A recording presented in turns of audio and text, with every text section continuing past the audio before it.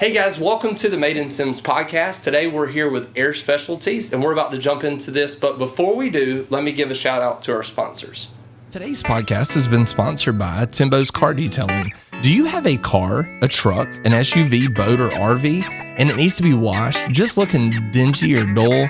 Give Timbo a call. If you don't have time to take it to him, he can come to you. He specializes in washes, waxes, clay bar, and paint correction.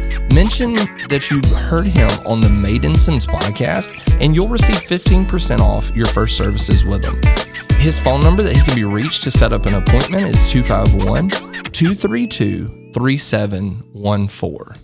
Today's podcast has been sponsored by Sims Nutrition. Are you sitting at your desk at work or driving around and you're almost falling asleep and you want something to make your day better?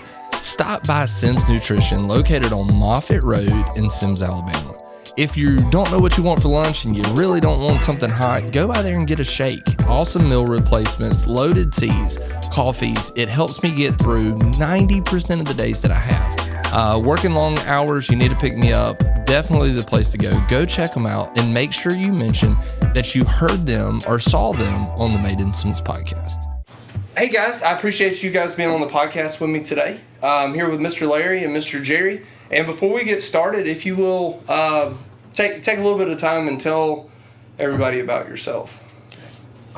My name's Larry Ezell. I grew up out in this area, went to Mary Montgomery, and I think this might be year number 52 for me in the air conditioning business. Okay. And so we've seen a lot. We've changed technology's changed quite a bit over the years. We always wanted to have something in our back door, so to speak, where we grew up. Nothing replaces relationships, and of course Sims gives us a great opportunity to extend those relationships. Awesome. How about you? My name's Jerry Anderson. Grew up here in Sims. Went to Mary Montgomery High School. Went through the vocational class when back in the early 80s is when I started there. Been doing the air conditioning trade ever since then. I went off in it from the VICA class that they offered at Mary Montgomery back then, where you got out of school half a day and went to work. Awesome. And me and Larry teamed up the summer of my 10th grade year, working together, and pretty much been working together ever since. Yeah. How, Mr. Larry, how'd you get in the AC business? 17, graduated, wanted to be a diesel mechanic. My dad told me, he said, because we messed with hot rods all these years, and right. I felt like the diesel mechanic side would pay the bills, and automobile mechanic back then didn't. Right. And my dad really encouraged me to go into air conditioning. Okay. And he said that you learn a lot of different trades by doing air conditioning. So the direction came from my dad, and I'm glad he did. And I went down and met what was Southwest State on DIP. Okay. I think it's Bishop State now. And signed up for a 2-year class. During that period of time, I drove the trade school bus that went all the way out to Wilmer each morning and pick people up and brought them back to DIP to and from every day to pay for my school. And so I went through that. I bagged groceries and 8 Mile at National Foods during that period of time. So that's kind of how we got into it. That's cool. So I'm assuming the stuff that you guys learned whenever you were in school and when you were going through the vocational school at Mary G. Montgomery, things have changed so much since then, I would imagine. It's been a major change. The air conditioning trade in general has changed tremendously. Right. When we started, you could take a meter and check, a contactor relay or whatever, and you could have parts on your truck to fix it. Now it's all gone computerized, computer boards, and everything. You have to be a little more electronic savvy, to do the trade. The equipment is advancing yearly. It's changed. We got another big change coming up in 23. Okay. In the air conditioning trade. I got you. And it'll all be changing. And so, me being in the garbage business, I've watched a lot of that change as well. Sometimes I think the change is for the better, and sometimes I think it's like, for the love of God, just leave it alone. Just leave it alone, let her do her thing. We had AC back in the day, and it all worked fine. Now, as far as it goes, my dad was in AC as well. He worked and he built like ductwork systems and stuff like that. Never got on the tech side. Does most of the guys that come through y'all's company, do you guys kind of have like a technical side and then have the builds and stuff like that, or how does that work? Well, we've got a complete computerized sheet metal shop in the back here. Awesome. So we do the ductwork side of it. We do on the commercial side of it, but also on the residential side of it. Awesome. We've got the ductboard machines that we make all our ductwork in house. Okay. We don't have to source that out to anybody. Right. So there's all levels of it. Right. From maintenance to being a service tech to being a installation helper, being a service or lead guy. Right. And then all the way back to the sheet metal side of it. That's awesome. I didn't know you guys done all of that. Yeah. So y'all are in the commercial, industrial, and residential. We are, and we actually do some marine work too. So that's exciting. It's I have very little experience with AC work. I went on a couple side jobs with my dad doing the AC work, but I was down at Bender's Shipyard and I got hired on to help build the tugboat, and I was in HVAC. The person we had at the time did not have a clue of what we were doing. So we were putting pieces of sheet metal together, and then they would get ready to set the next part of the ship, and he would say, "Tear it all apart." And somebody would ask a question, and it'd be like, "It's job security." And I was and then, then they terminated our group. So anyways, so how long have you guys been in business? Wow. June the 1st will be, what, 29 years? 29 years. 29 years, and we started a little bit of nothing, and the good Lord's blessed it. Awesome. You can't do it without the good Lord's blessing. With being in business this long, this is a lot of, I think statistically it shows that a lot of startup businesses close within the first 5 years of business. Yeah. The people that make it out of that normally close in the next 8. Right. You guys haven't. You guys have been kicking and going and growing and stuff like that. What is some of the stuff that y'all would pay y'all success to?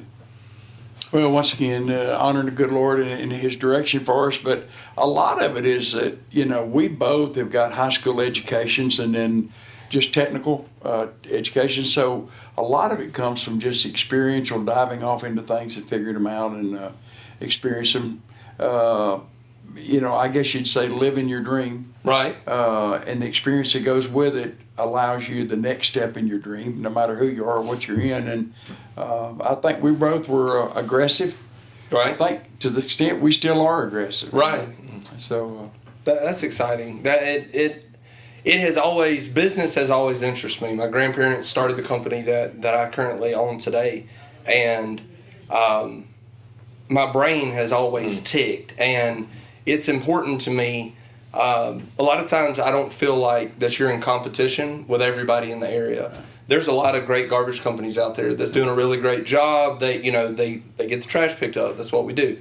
But I don't really feel like I'm in competition against them. I feel like I'm in competition with myself. At the end of the day, I know the parable in the Bible that says, one person was given 3 talents and one was given 10.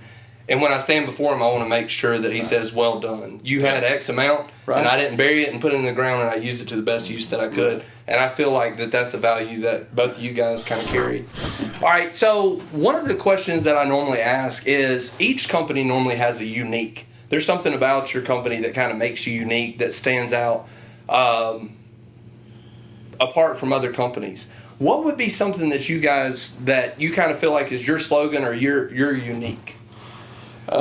We just have always said do the right thing. We strive to do the right thing here, and so many times as people come to work for us or whatever, we instill in them that when there's issues, we're there because something's broke in most cases or needs to be replaced.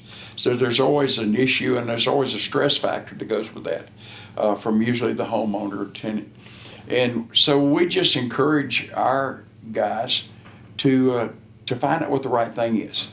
And so I think if there was anything that would be a slogan for us, would be to do the right thing. To do the right thing. So how do you guys use that whenever it comes into like customer service issues? You got a mad customer, the customer's upset. Well, when we go out and the customer's upset with us and everything, like I said, we'll let them know that we're going to do the right thing. And we'll just ask them, what is the right thing to do in this situation? What are you expecting from us? Right. That's so smart. And listen from them to tell us, because their thinking might be something totally different than we're thinking. Right.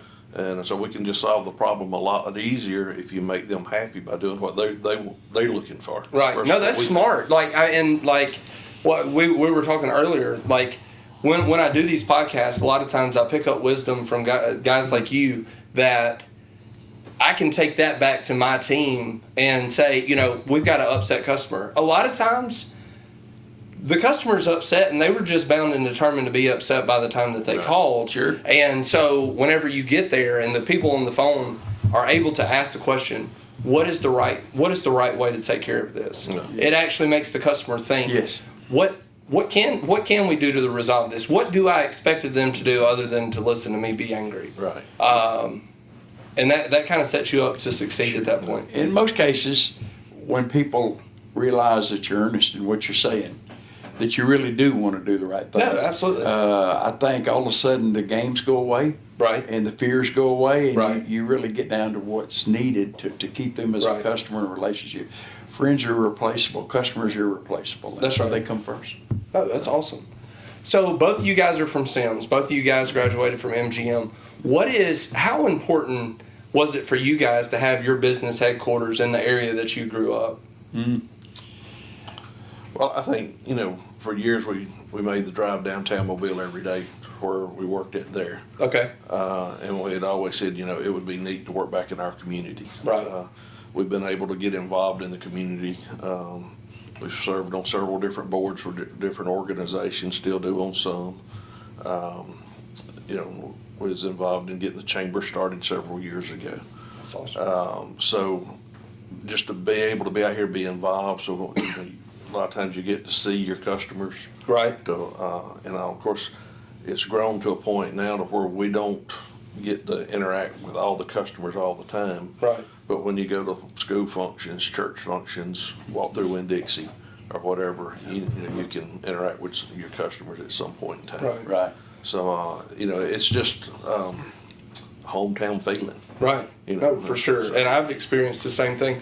One thing that you guys stand out to me is you guys have given back to the community. Yeah. To me, before we jumped on the podcast today, one of the reasons for starting the podcast was I believe that people do business with people. Right. People support people.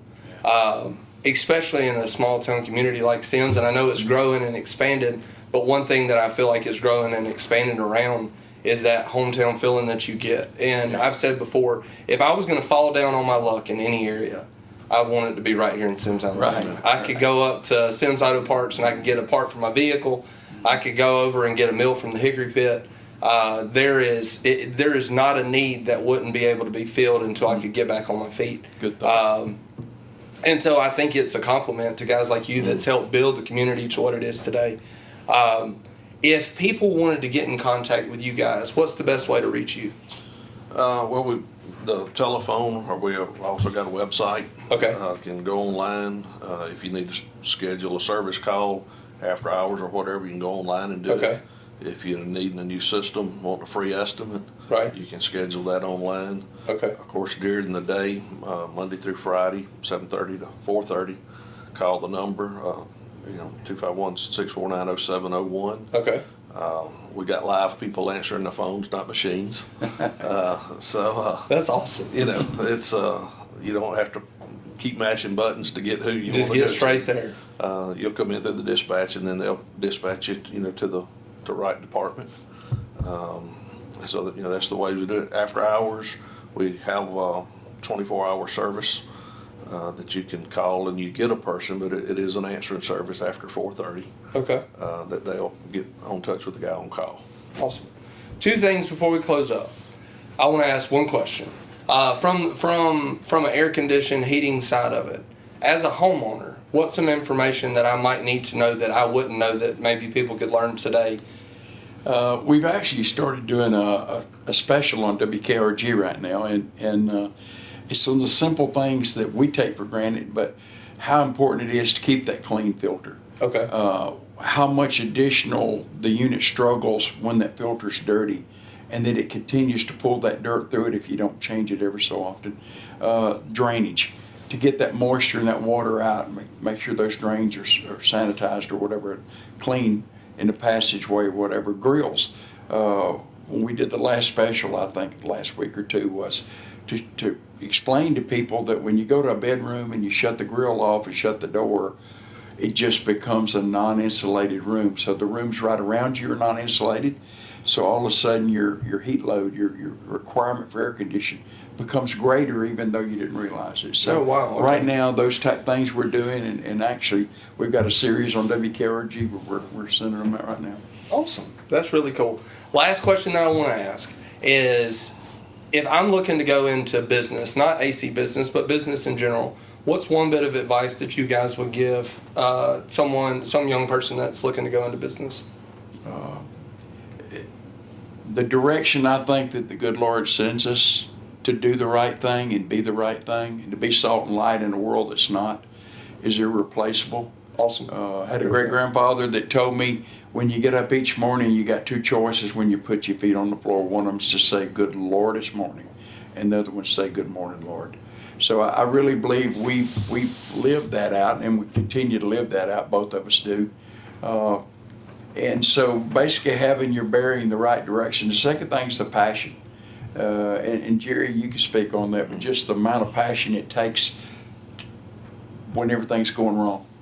Yeah, I could preach on that. Well, and when you look at people in business, tell people all the time, after being in business 29 years, we didn't start out in a building like we've got today.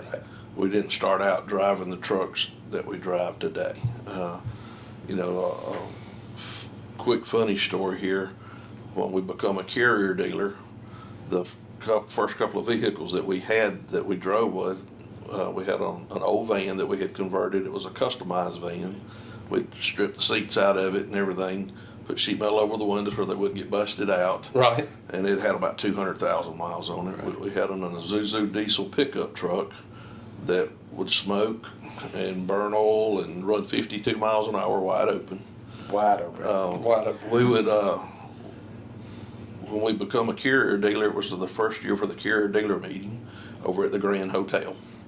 So it wasn't but me and him and a couple of guys at that time, so we had put our dress clothes on and going across the bayway in the Zuzu diesel.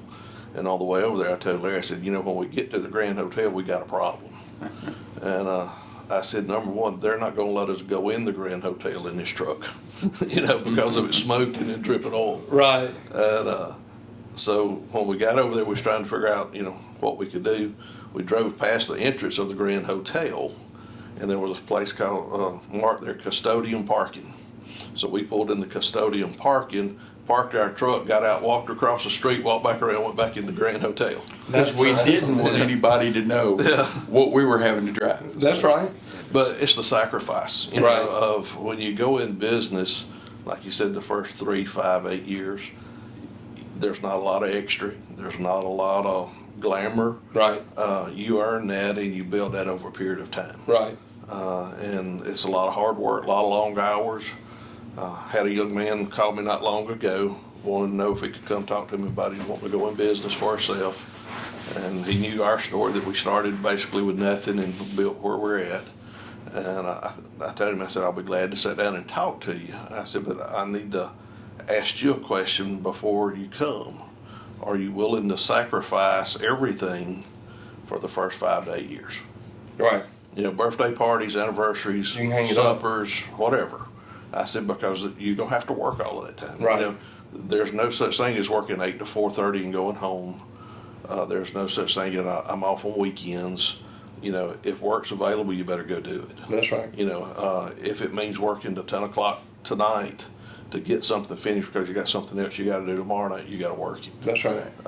You can't look at people that's been in business for a long period of time and think, well, I'm going to go in business and do that. Right. Because you need to go back and look where they started. And that's whether it's the garbage business, the air conditioning business, Whatever it is. whatever you go into. Right. You've got to pay your time and your dues in the beginning to be successful in the end. That's right. Right. That's kind of one thing that scared me a little bit about. It's almost become really cool to start a business. There's this trend where everybody wants to be a business owner and an entrepreneur. People don't understand the liability and the hard work. What they see is the spotlight that you get at the end of it, but what they don't see is what you had to fight through to get there. Well, people that's not in business or has never been in business, they look at you, hey, you got all the money in the world, You can take off when you want to take off, and you can go do what you want to go do. And it's the farthest thing from the truth. It's actually right backwards. that. Everybody gets paid first, and if there's anything left over, then I get to take something home. That's it. If all of them don't show up, I still have to be there. That's it. And some of the most respect that I have for some of the guys that's been with me 5, 6, 8 years has been the guys that were laying on. I remember it was 33 degrees, and we don't get a whole lot of that here. 33 degrees, and I was down a truck. We were down a couple trucks, but we had to get one up and go, and we were laying in hydraulic oil, and one of them's holding the flashlight while I'm fixing the truck. And those are the people that understand the struggle of how to do what it takes. And so one of the things that I got from my grandparents, it kind of goes along with you guys, is one, they saw that it was the direction that the Lord was taking them, and I felt it was a direction the Lord was taking me, which is kind of one of those things where it gives you vision. It's a quote: "Vision gives pain purpose."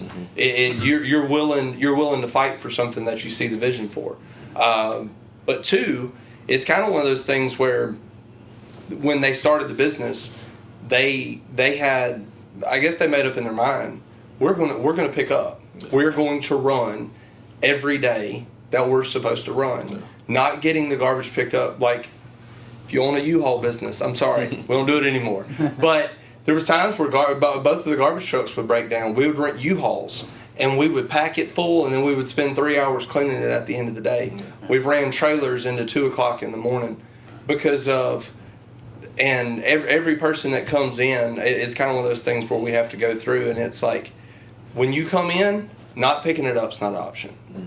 So just go ahead and get that out of your mind, because if that ever becomes an option, that will always become the easiest option. Right. So just kind of like doing the right thing. If not doing the right thing becomes the thing, it kind of takes over. So, well, I know back, even this was a few years ago when the Christmas tornado come through. Right. Tore up a bunch of stuff in Mobile. We got the phone call from one of our customers, and had to get up from Christmas night and had to go to work. It wasn't an option. Well, we'll come see you tomorrow. They called. We had to get up and go that night. Because if that's what you say you're going to do, that's what we partner with them, and we come when they call. That's awesome. So it don't matter when they call. And we're fortunate enough now. We've got a good team of people here that helps us run it. Right. We got a good team of guys that works in the field. Right. And so they understand. That's right. When we call on Christmas night, we ain't calling to interrupt their Christmas. We call them because somebody's called and we've had to get. That's right. That's right. So, that's awesome. And something else to pitch to you a while ago that ties back to where we came from. We race cars. Most everybody in this part of the country we have raced cars or messed with cars all our lives. And we met a bunch of wonderful people through that. But what we decided to do is when we went in business, we financially did not have any backing. And so we won $300 one night. Jerry drove the car and I mechanicked the car, and we won $300 one night. And he said, "So do you think this is a time?" And I said, "I guess this is as good as any." And we prayed over the $300, and we always took a tenth of it, and we always sent it to someone in need at that time. He actually had an uncle that was learning to be a pastor, whatever, studying to be a pastor, and we would send the small or large amounts, 10%, and we would send it as we won racing. So we took this money and we took the $300, prayed over it, and the rest of it's been history. It's been like a mushroom. And so, planting those solid seeds of God knowing our heart, our intent, pride, getting pride out of the way. Yeah, pride will eat all of us up. So that's right.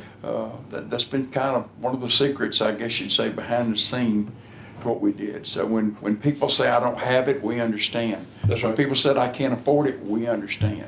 Right. So it's a situation where I think sometimes you've got to experience a lot of life to understand what it takes to have customers and to keep them content. So that's awesome. This has been a wealth of knowledge. I think that everybody will gain a lot of value from this. I appreciate both of you guys being on the podcast with me today. I'm gonna wrap it up. So thank you so much for watching the Made in Sims podcast. Like, share, subscribe, and follow for more content. And if you will, go to the Facebook page for Air Specialties and follow them. If you need your unit serviced, if you need anything done moving forward, I believe that they would be the great people for the job. Thank you so much for watching. Have a nice day.